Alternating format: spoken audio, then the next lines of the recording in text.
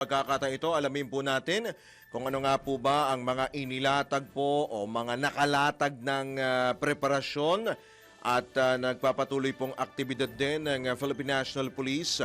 Ilang araw, o actually isa't kalahating araw na lamang po bago sumapit ang taong 2026. Nasa kabilang linya po natin ang tagapagsalita po ng PNP, si Brigadier General Randolph Toaño. Magandang umaga po, General Toaño. Welcome po sa DWIZ Channel 23, Drew Nasino po at John Ibanez, General. Morning po, General Tuanyo. Sir Drew, Sir John, magandang umaga po at salat po ng inyong mga taga-subaybay. Po, salamat po sa inyo pong pagpapaunlak sa amin dito sa impilan na General. General, kumusta na po ang inyo pong pagtutok, ang inyo pong pagbabantay sa seguridad po ng ating pong mga mamamayan, lalo po ngayong kaliwat kanan na po? Ang actually hindi lang handaan pati putukan, 'di ba? Hindi mo na kung saan ba nanggagaling sa mga paputok na 'yan. Sasabayan ba ng kung may mga nagpapaputok ba ng although may mga baril, 'di ba? Talaga sa mga ibang mga lugar. General, kumusta po ang inyo pong pagtutok? Po, Sir Drew, mabanggit po lang natin sa kabuuan po nationwide ang itinalaga natin na personnel para bantayan yung ating mga kababayan. Ang tinawag po ng PNP to, Ligtas Paskuhan 2025, hanggang January na po ito, mga matatapos. Sumabot po tayo ng kulang-kulang ng 70,000 para bantayan yung ating mga kababayan. Sama na po dyan yung mga motorist hubs, yung mga kung saan pa po na babantayan po natin sa major thoroughfares, at iba-iba po pong lugar natin, yung mga tourist destination, places of worship, tsaka yung mga places of convergence po. Meron na po ba tayong naitalang mga paputok-related na insidente? And at the same time, General Tuanyo, is kamusta naman po yung mga posibleng indiscriminate firing cases natin? Yun. Yes, Sir John, para po sa firecracker o pyrotechnics-related incidents, may mga na-report na po tayo na natanggap na meron na po 96. Ito po yung mga na-injured. At sa 96 na po ito, may mga na-arrest po tayo na 28 po na individual. Na kung saan yung kabuuan po ng mga seized items, ito po, Sir John, Sir Drew, yung mga illegal na pyrotechnics na umaabot po sa 144,000 plus. I-casualty na po ba tayo, General Tuanyo? Kasi we understand may namatay na naitala sa Tondo, no? 12 anyos na binatilyo. Binatilyo po, General. Opo, meron po tayong naitala. Meron po tayong naitala na isa po na nangyari nga. Ito po yung nangyari sa records po ng NCRP po. Right. Meron ho ba tayong mga, kumbaga, mga miyembro po ng PNP na nahuhuli rin po na sangkot po sa indiscriminate firing?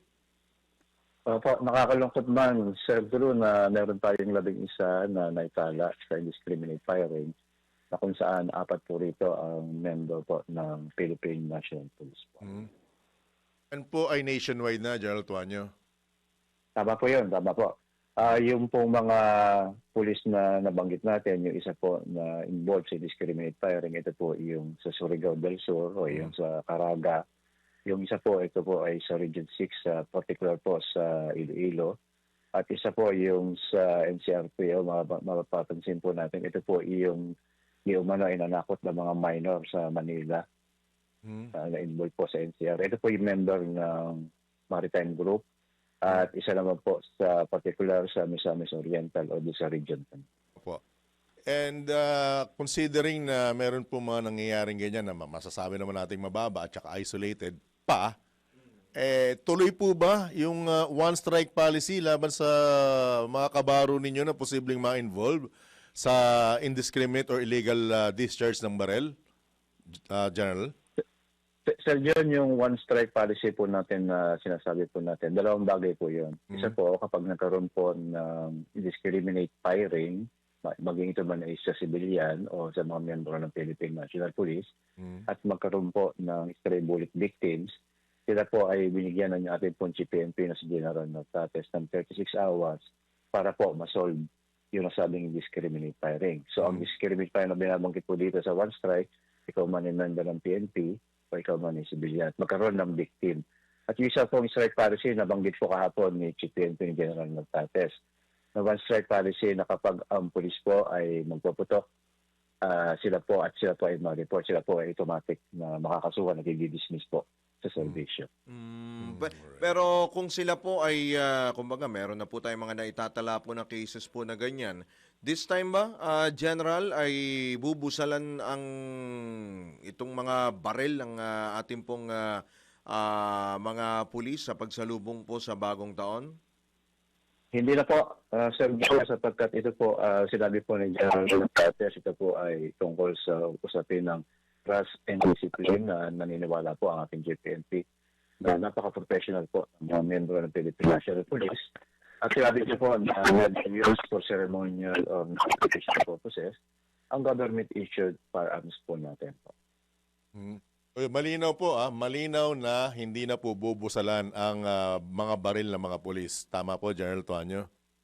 Tama po, Sir Wala Joe, nang sapagkat ano, ang pag-start po ng muzzle taping po since 2016 pa po siya.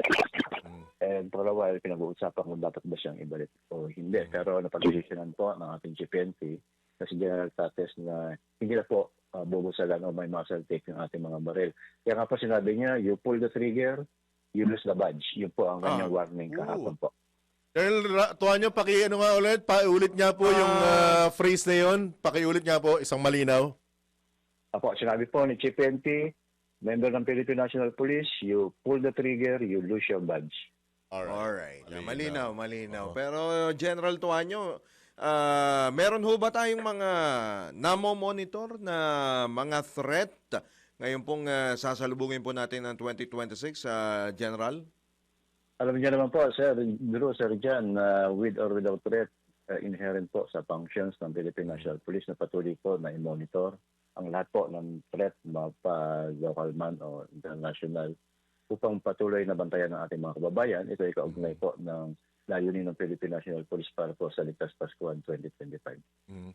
Para rin lang po sa kalinawan ng mga kababayan natin, General Tuanyo, katuwang din po ba kayo? Halimbawa, kasi hindi naman natin may iwasan na may mga bumabiyahing nakainom, may mga bumabiyahing nagmamadali, mainit ang ulo. Pagdating sa road rage, ano po ang stand or tindig ng PNP dyan sa mga ganyang klase ng kaso, General Tuanyo?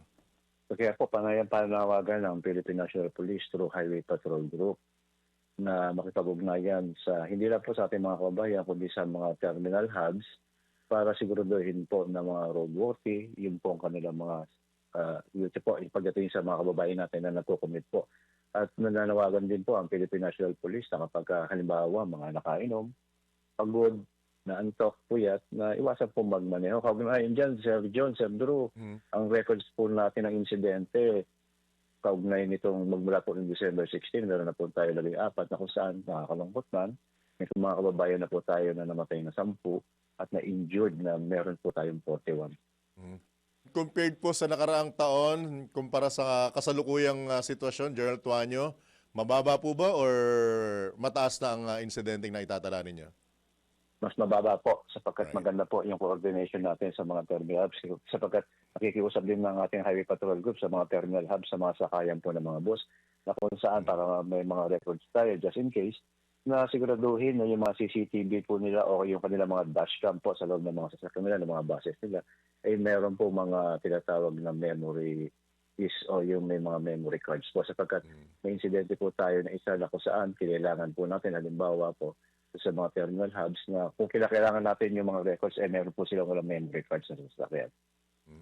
Alright, pero General, this time ba ay masasabi natin na talagang tayo ay kahit paano ay 100% na ready. Tayo ay makatitiyak na ligtas ang ating mga kababayan ngayong panahon na ito kasi natatandaan mo, nalusutan tayo nung, kailan ba yun? December 30, Rizal Day bombing. Di ba? Tagal na nun. Ang tagal na nun, no? Pero ngayon, iniuugnayin tayo doon sa report, di ba? Dahil dun sa Australia. Bondi ba? Bondi, Shooting. Oo. Tayo ho ay makatitiyak, General Tuanyo, na hindi na mauulit yan po mga ganyang insidente sa ating pong bansa. Yes, Sir Drew, Sir John, nais pong garantiyahan ng Philippine National Police sa pakikipagnayan ng ating mga counterparts agencies, ang ating mga local government units, ang Armed Forces of the Philippines, na tayo po ay ligtas para po dito sa ating pag-celebrate po ng ating holidays po. Alright? Sa inyo po ang pagkakataon, baka may karagdagan pa kayong panawagan, lalo na sa ating mga kababayan. General Tuanyo, go ahead, sir. Or mga payo po, lalo po yung mga mag-merry-merry, mga Makakateng daliri sa gatilyo. Go ahead, sir. Yes, sir. Panawagan muna po sa miyembro ng Philippine National Police. Nagbabala po ang ating CPNP na you pull the trigger, you will lose your badge. At para sa mga kababayan po natin, iwasan natin yung mga pupupost po sa ating mga social networks, halimbawa sa mga Facebook at kung saan man ng ating po mga locations para maiwasan naman po yung pag-attract ng mga ating po mga kababayan na samantalahin. Pagkawalan natin halimbawa sa ating mga tahanan at sa mga kababayan natin na patuloy na magbabakasyon. Iwasan po kapag tayo nakainom, pagod, puyat at magmaneho para iwasan po naman natin yung mga aksidente sa lansangan. General Tuanyo, dagdag ko lang yung paalala, yung mga magbabakasyon at iiwan yung mga Ay, bahay, oo nga pala. Huwag niyong ipopost na, ops, wala kami dyan. Tama, Sir John, tama po. Right? Jen, salamat po ng marami ha. Good morning, good luck po sa inyo. Ingat po, Ingat God po bless. at Happy New Year Happy po New Year, sa sir. PNP, sir.